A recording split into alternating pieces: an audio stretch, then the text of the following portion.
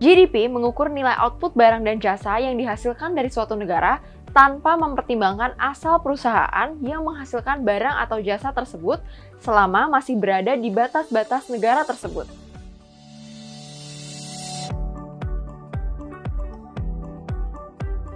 Halo kawan Visto, kembali lagi bersama saya Priska Priscilla yang kali ini akan menjelaskan tentang GDP.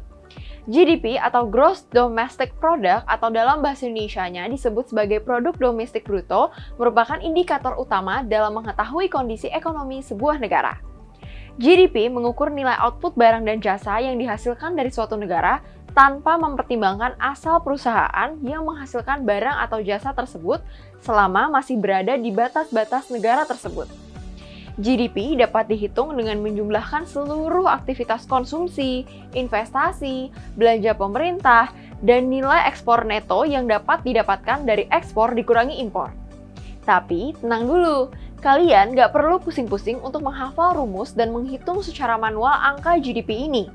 Karena angka GDP secara resmi diumumkan oleh Badan Pusat Statistik Indonesia dalam bentuk persentase setiap kuartal atau 4 kali dalam 1 tahun. Jika angka GDP tinggi, maka pertumbuhan ekonomi pada kuartal sebelumnya berarti tinggi. Sebaliknya, jika angka presentasi GDP rendah, hal tersebut menunjukkan rendahnya pertumbuhan ekonomi. Selain menunjukkan pertumbuhan ekonomi, angka GDP juga digunakan untuk membandingkan kemajuan ekonomi antar negara, mengetahui struktur perekonomian suatu negara, dan mengetahui sektor mana yang membutuhkan perbaikan.